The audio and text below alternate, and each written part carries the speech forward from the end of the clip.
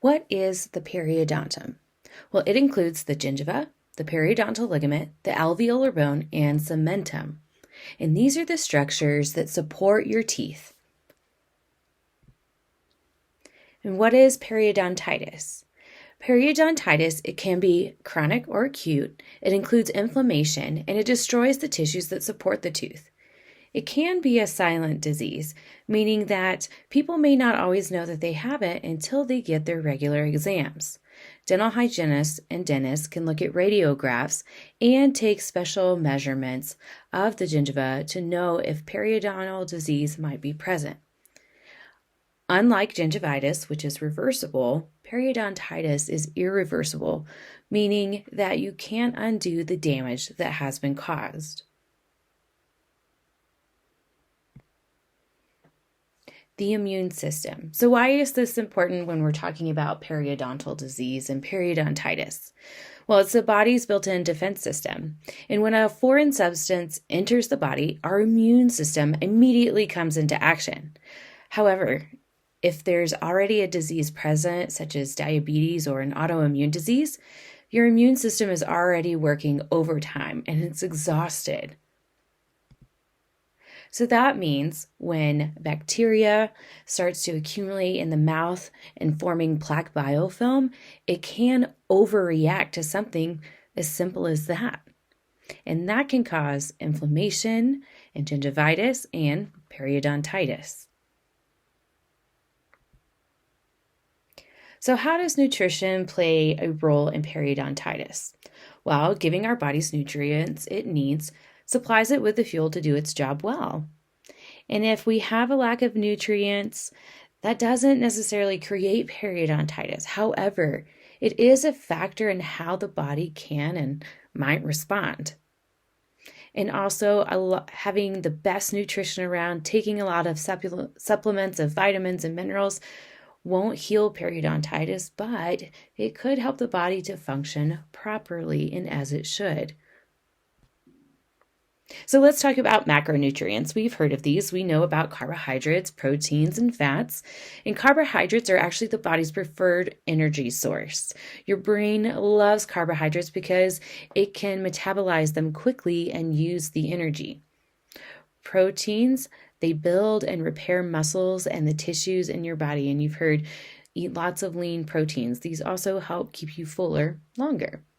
And fat is great for us because it regulates our hormones, it serves as an energy reserve, and it also cushions our organs.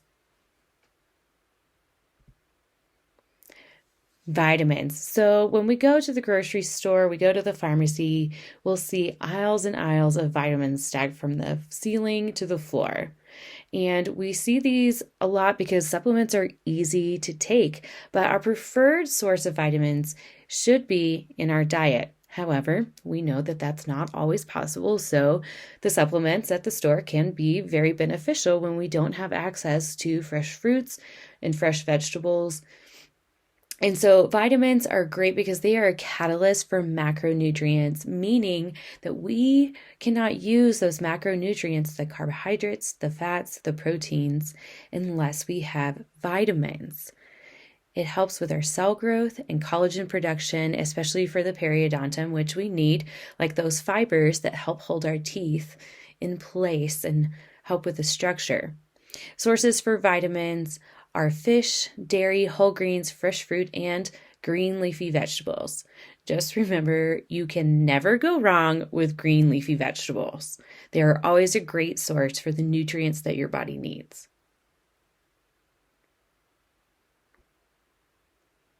Minerals are naturally occurring and they help with our tooth structure and also the hardness of our tooth. And you might have heard the word demineralization during your office visit to the dentist. And what that means is the enamel or your tooth structure is softening. And so it's really important for us to keep our teeth mineralized.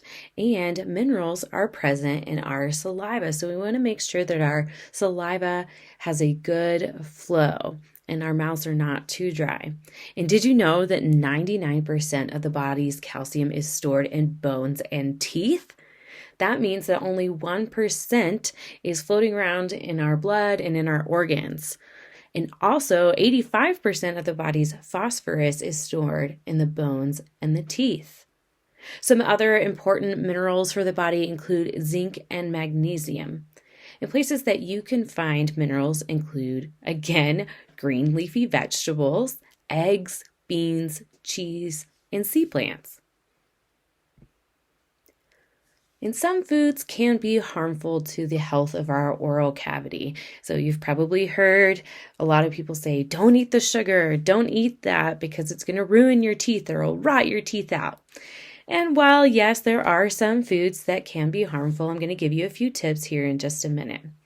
But what these do is harmful bacteria in the mouth love fermentable carbohydrates.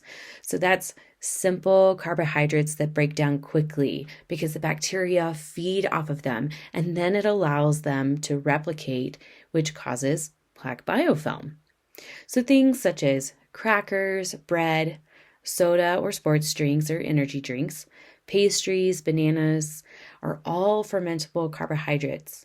They break down quickly, again, like I said, and the bacteria love them because it allows them to replicate quickly. Acidic foods.